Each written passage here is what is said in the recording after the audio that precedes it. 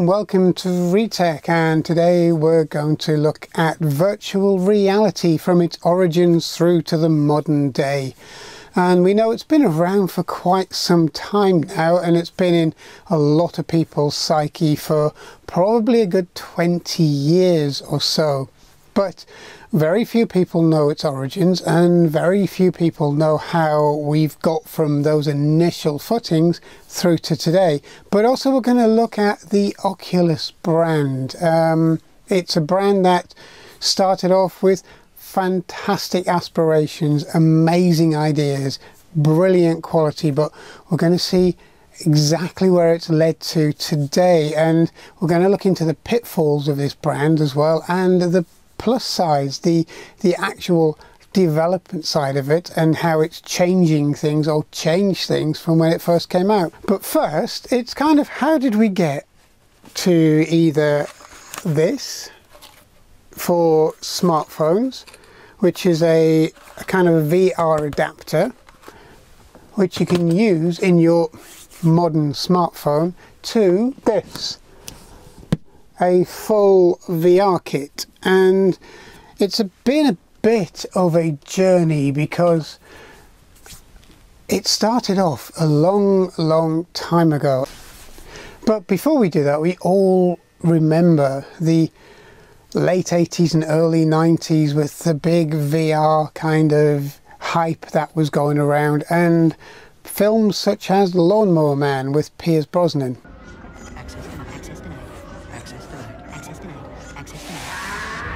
And this is kind of one of the Kickstarter kind of moments really in the psyche of VR. Although the film didn't do terribly well, I mean it did okay, but it kind of got the notion of virtual reality into the general public's kind of head. And at the time it was a massive buzzword, but it kind of died off in the kind of intervening years up until fairly recently. The whole notion of VR kind of faded into obscurity for a while, and not sure why that was. I think a lot of it was down to the fact that the technology just wasn't there. It wasn't actually Lawnmower Man when you got into VR at the time.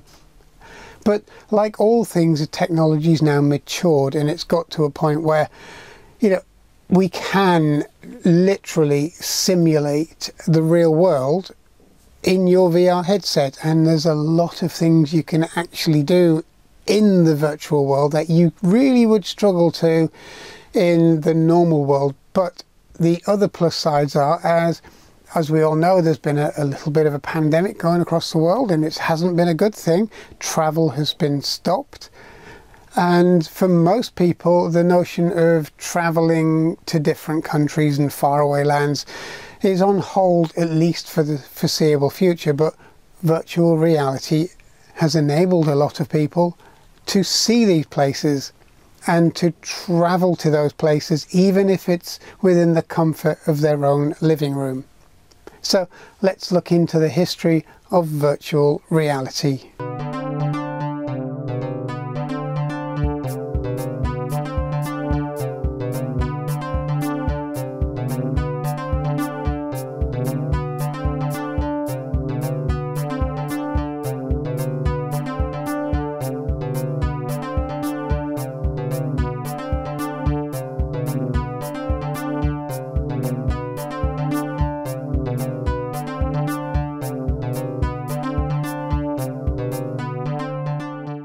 It kind of dates back to the mid-1930s, when in 1935 Stanley Weinbaum wrote a piece about somebody who could put on a pair of spectacles or a headset and envisage the world around, be immersed in sight, sounds and even smells.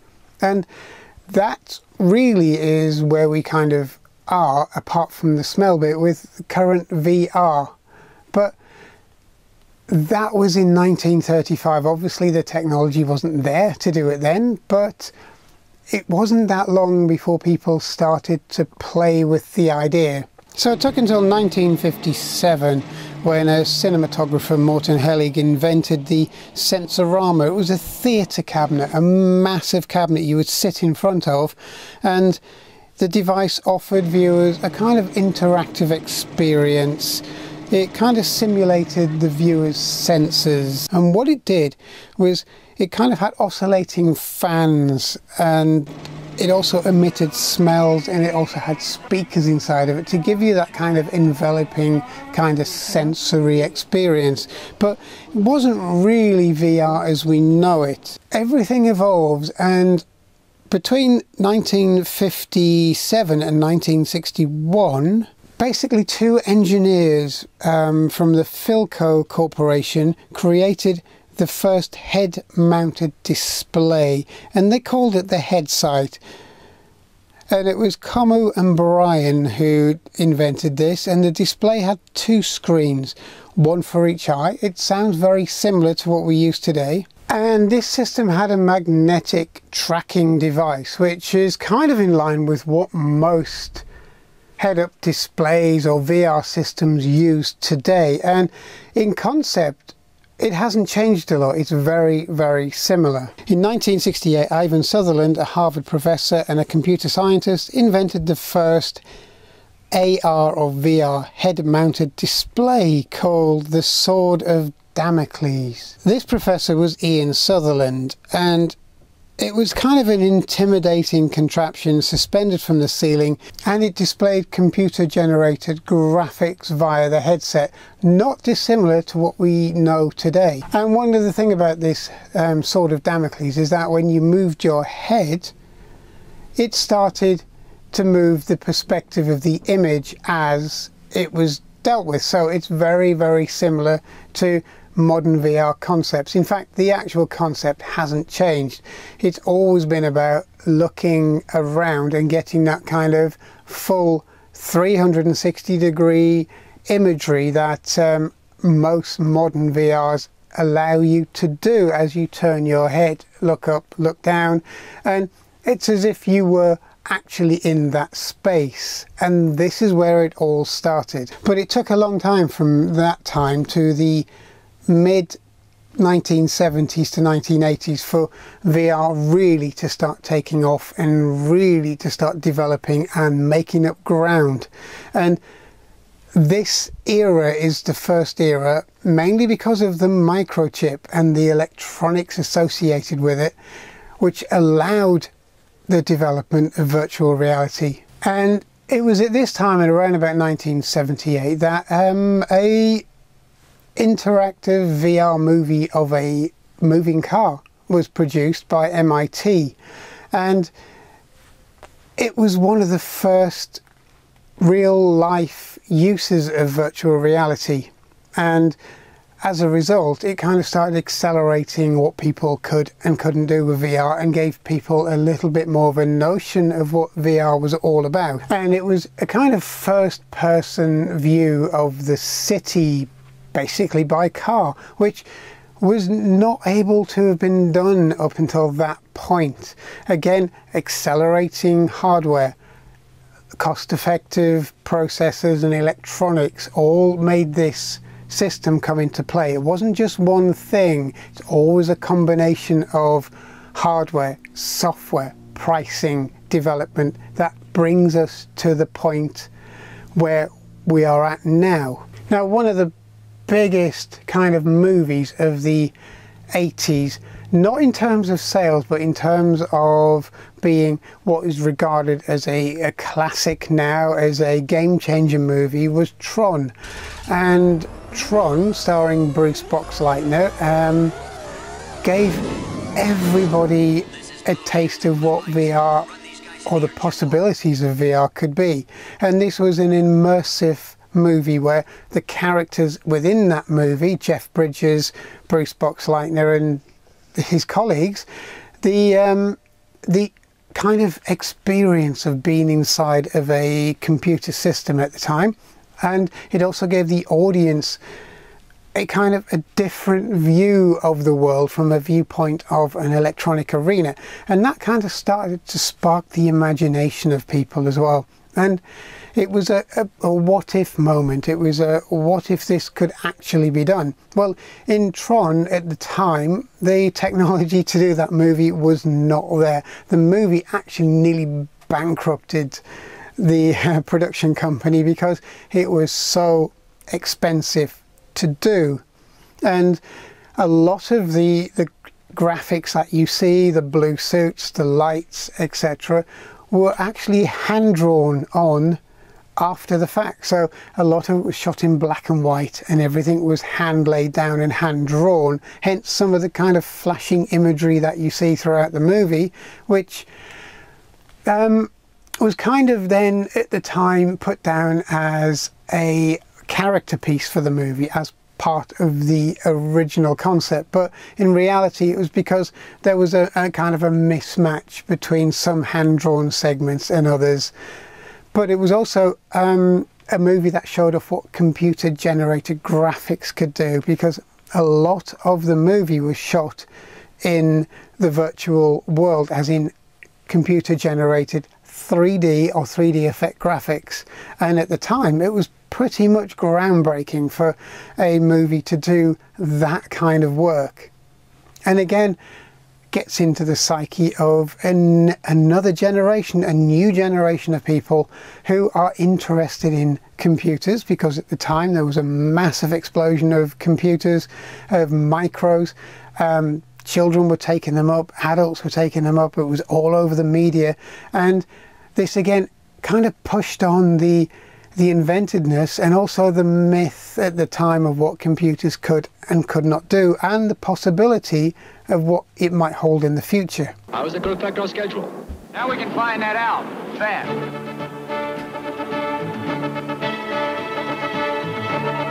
And as things kind of developed, you have a VCAS system, the military kind of use of VR, and it's basically what became standard in cockpits of fighter jets and helicopters afterwards. It gave a kind of a rolling 3D experience of the landscape, the land, and how it worked and how it was laid out. And it also gave a kind of streamlined barrage of all of the data that a pilot, a fighter pilot, a helicopter pilot might need.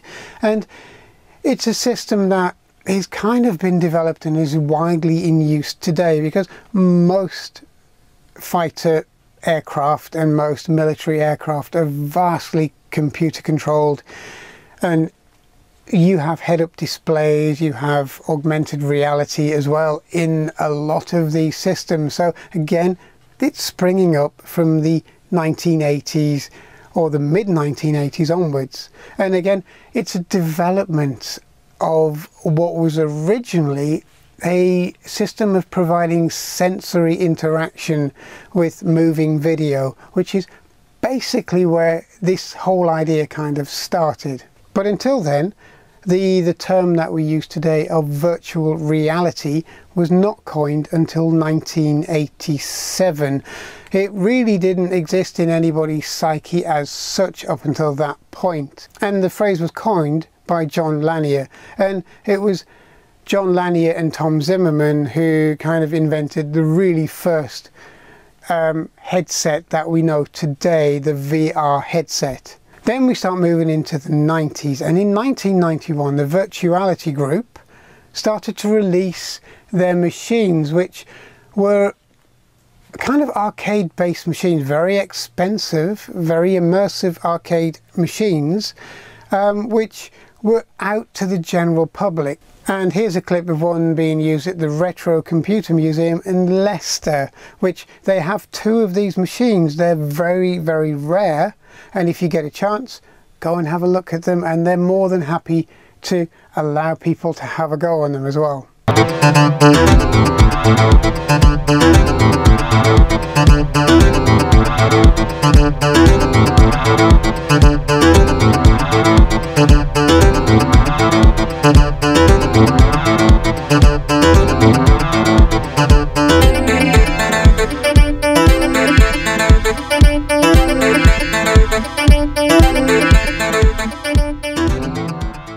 And a few of these devices were actually networked together to form a kind of virtual reality multiplayer networked experience, which at the time was pretty much groundbreaking. It's kind of the forerunner to our online gaming experiences we have today. But you know, at the time though, there was quite a number of flops. Sega attempted to launch a virtual reality headset originally, but that was in 1991, and they didn't do it because they were kind of worried that the experience was too real for its users and it might cause issues.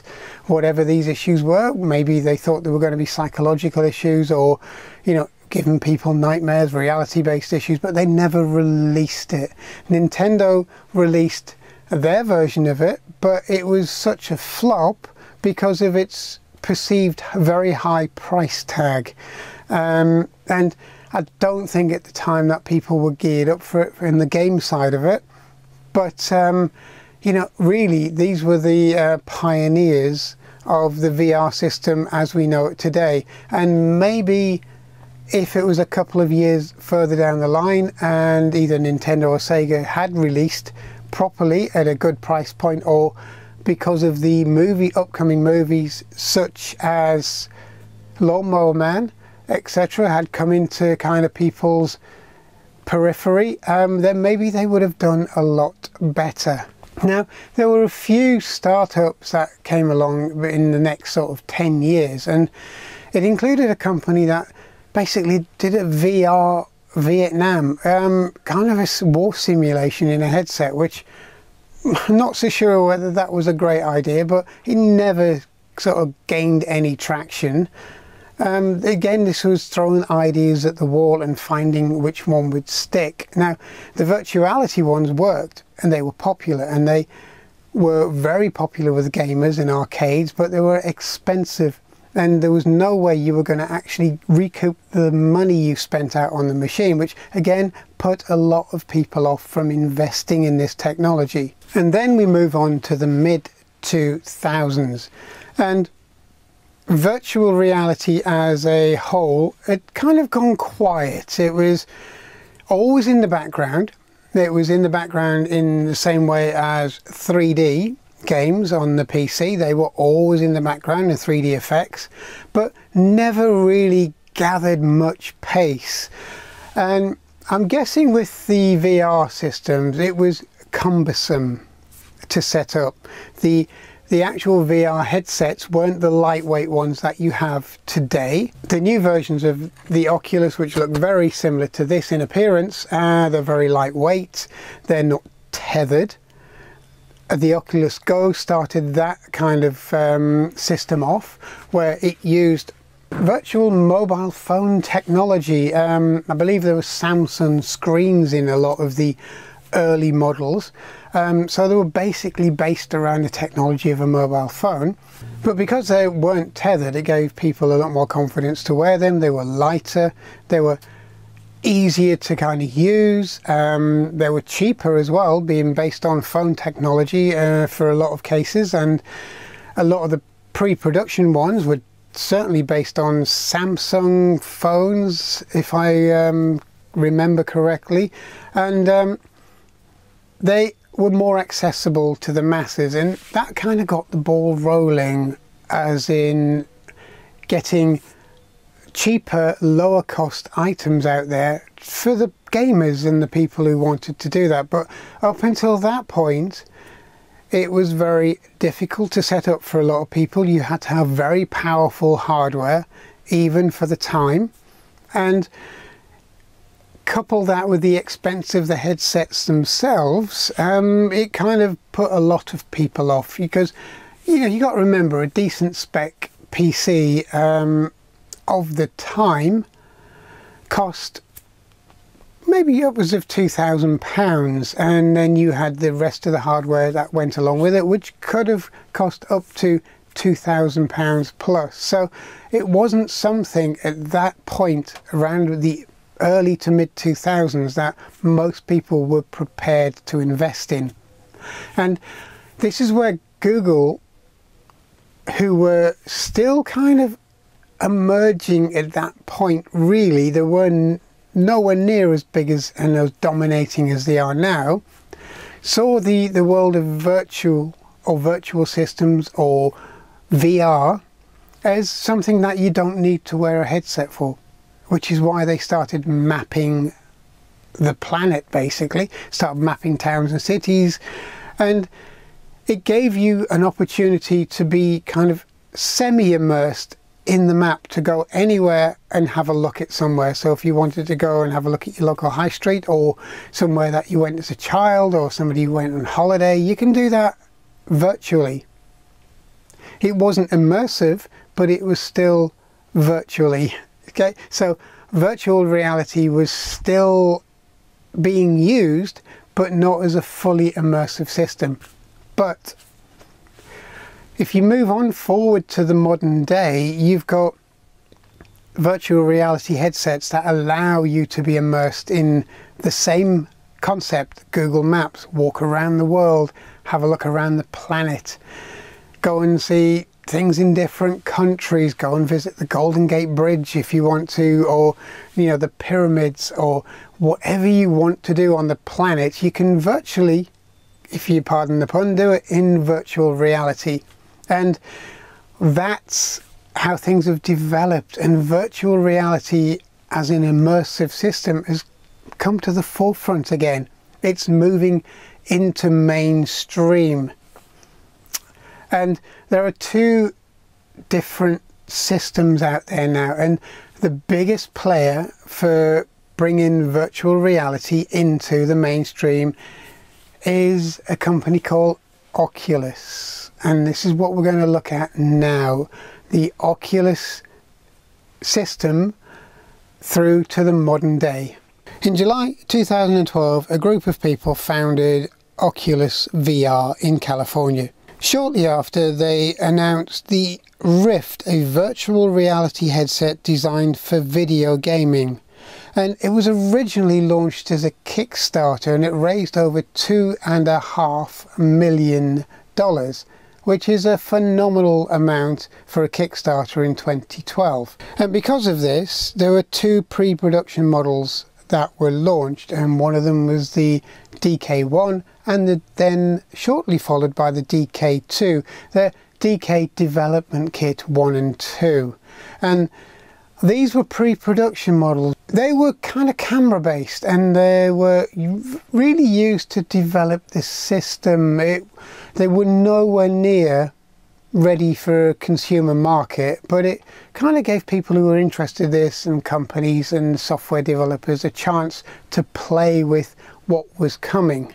Now, the upshot of the development kit was the Oculus Rift, and it was a nice, well-built, well-designed piece of kit, but it needed a massive amount of power to run it. It wasn't really a plug and play into a standard PC and then use piece of kit. It was a enthusiast's piece of kit. It was somebody who really wanted to do VR, because again, it was expensive in the same way as the kit back in the early 2000s was expensive, and you needed powerful graphics cards. And as you can see from the minimum specification here, it needed a lot of power for the time. Now, the development kit, and either both the development kit 1 and 2, kind of needed very similar hardware requirements. And when you think about having to put this amount of hardware requirements into a home user's PC, it's not something the average user would really want to do. And because of that, it never kind of initially gained mainstream acceptability. But what it did do is it did garner a lot of interest, and it garnered a lot of interest from the likes of Facebook, because in 2014 Facebook basically gobbled up the company. It became part of Facebook Technologies, even though at the time people kind of wondered, why would Facebook want to be in the virtual reality market? But it kind of makes sense in a way, but I would have thought Google would have taken this on board because of their street mapping software, and they're basically domineering of the internet, basically, and not domineering in a bad way, because we wouldn't have a lot of the services we have now. But I think they may have missed a trick with not taking on Oculus as their major kind of partner, or integrating them into the Google kind of ecosystem. But Facebook acquired them in 2014. Now, the Oculus hardware, the Oculus kit, there are so many different types of kit out there, which are very hard to cover, because you've got the basic kit, which is literally a sensor and a headset. Then you have the expanded kit, which comes with a Xbox style controller, or an Xbox controller. You also have extended kit, which comes with your hand devices, so you can see your virtual hands in the games or the programs you're running. And there's a lot more besides, and this is where it kind of gets a bit confused, especially for the end user, because it'd be very easy for them to buy a kit with an Xbox controller and a virtual controller, so you can actually flick through your screens and stuff, but you don't have any hands, so you can't use a lot of the software where you need to pick things up, grab things, point, etc. So then you would have to go out and buy more kit and more sensors, because you need extra sensors to kind of put your play area in perspective, so it knows where you're playing, it knows when you're using your hands, it knows when you're using your head and moving around, rather than just distance and head tracking, which is a single sensor. So there's a lot of different variants of kits, and again, it kind of started to be a techie device, a nerd device, a niche device. And if you look here, you can see the machine and the setup.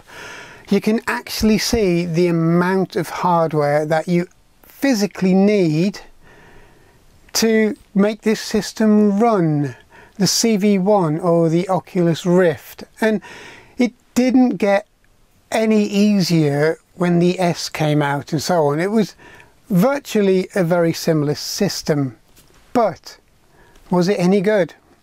Well, yes, it was a fantastic piece of engineering, a fantastic device.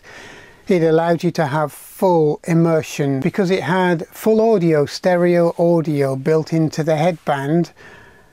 It also had very good optics in there, very good screens, very good displays. It was very clear. The headset wasn't massively heavy. The sensors, which you can see here, worked really, really well. They were very good at tracking, and there was very, very little, if any, latency. And this was a plus point of having a tethered system working on a very powerful, for the time, piece of kit. And it was a nice system. The VR interaction was very good. The hand controllers, as you can see here, were fantastically well thought out. They felt natural in your hands. There was no kind of training yourself how to use them. And the kit itself was massively, massively, brilliantly well thought out.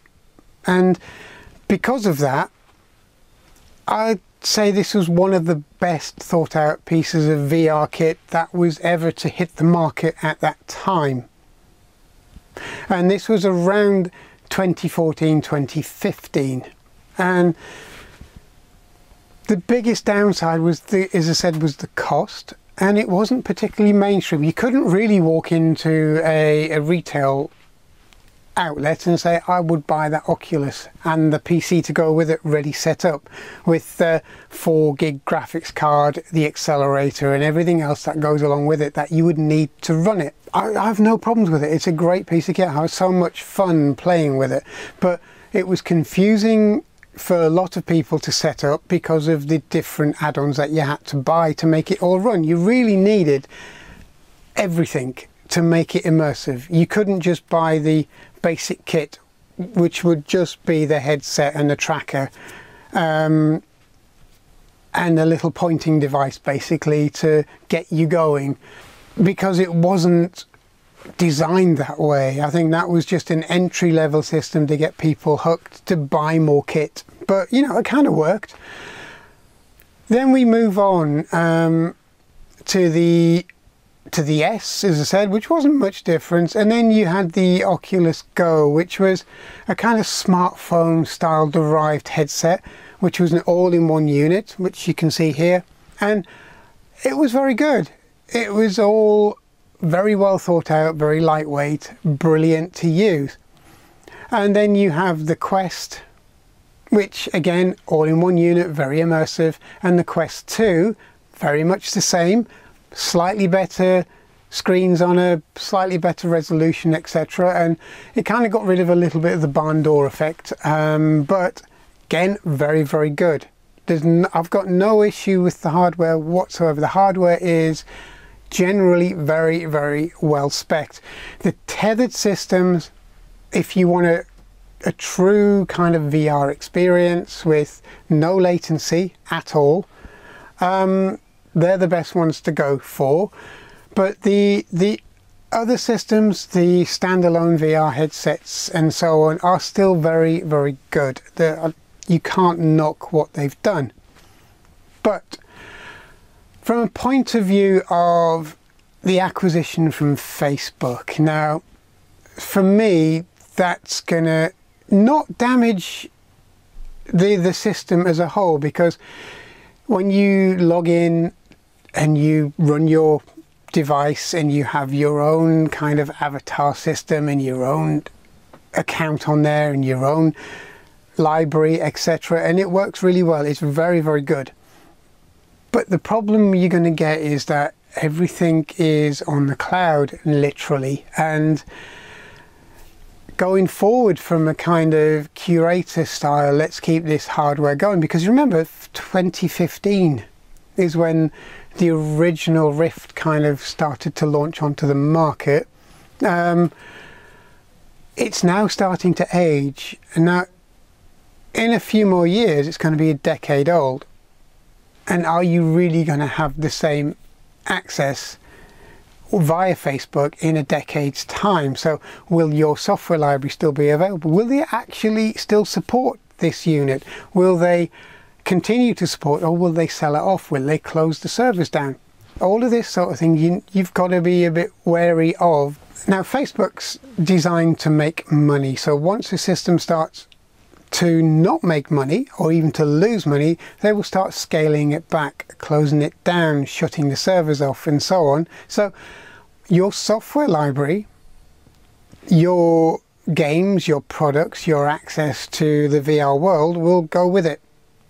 And it's going to be very, very difficult to kind of keep that software going for this headset. So eventually these headsets will become just a relic, something that you could put on your side or your shelf, or stick it on a plaque on a wall and saying this is what it used to be, but it would just be a piece of plastic with no real use.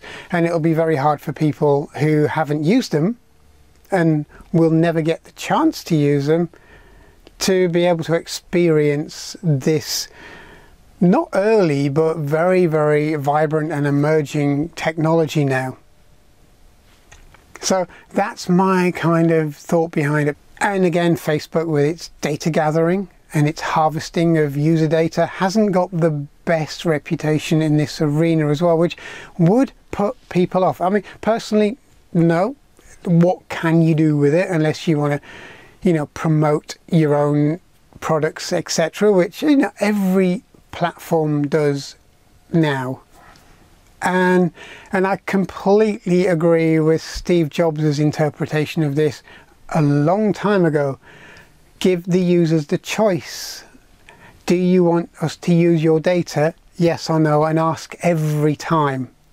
So that's something that a lot of people have issue with these big corporations who they know do harvest data and use it. But that's not my concern. My biggest concern is keeping these long term, curating these machines, maybe preserving them in 10, 20 years time, are we going to be able to use these machines in the same way? You can still use an 8-bit micro, and you can still get the software, you can still download it, you can find ways of installing it and loading it and running it and repairing it and so on. But I doubt very much you'll be able to do that with these. I mean, on my second headset, my second Oculus Rift headset, because where the band is, where the connections for the speakers, they break, they wear out, and they actually start coming apart as well. So it's not great.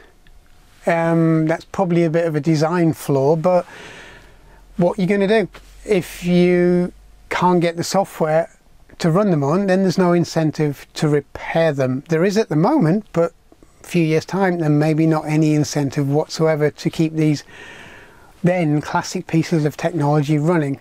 So yes, the VR industry has come a long way, and I hope Facebook don't drop the ball. I hope they keep a legacy server going for all of their legacy stuff, not just their VR, because it's all part of history. But whether or not they do that is a different matter. It's to be seen, but let's hope they do. But VR as a whole has come a long way, and VR as a whole is going to go a long way. It won't be long really before the entire VR systems shrunk down into something not much bigger than a pair of glasses. I can guarantee that will happen. But also maybe wearable technology is going to incorporate a lot of what the VR system is now. The only downside I can see to that is motion sickness, because how does VR work? Well, VR fools your brain into thinking it's actually either moving or it actually has depth perception. So you have shading and graphics which are done in a certain way to provide depth and depth of field and field of view, etc. You've also got motion, so when you move around in VR, your brain is actually wired to think you're actually moving at that point. So if you're doing a roller coaster, it can bring on motion sickness, even though you can be stood rigid in the spot, strapped to a pole basically. You know you're not moving, but your sensors in your head will think you are moving.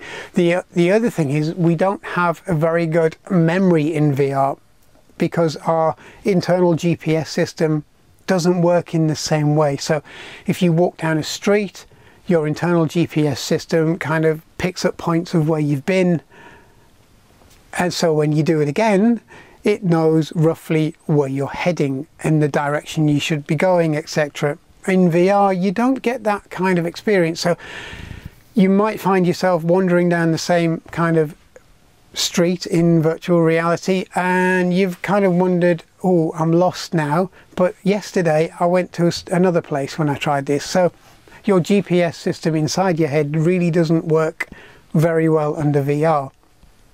And these are the kind of things that, unless you're in a full motion system where you actually move around, such as cornering on a bike, or driving a car where you're leading, or on a boat where you're moving, or when you're walking and you don't have that sense of movement, you will kind of get this motion sickness, or a lot of people will. So that's one downside to VR that really they need to do some work on, so to speak. But generally VR is a fantastic system, so we need to kind of use it, and we need to experience and develop it a bit more. So I hope you've enjoyed this, and I hope you enjoyed this channel as a whole. If you did, please subscribe, and I'd like to see you again on this channel sometime. So thanks for watching, and I'll see you again soon. Thank you.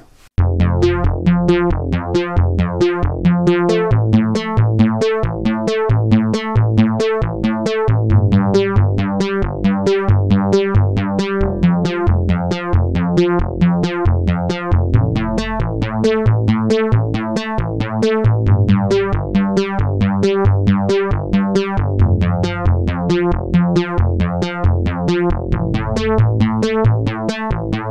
you.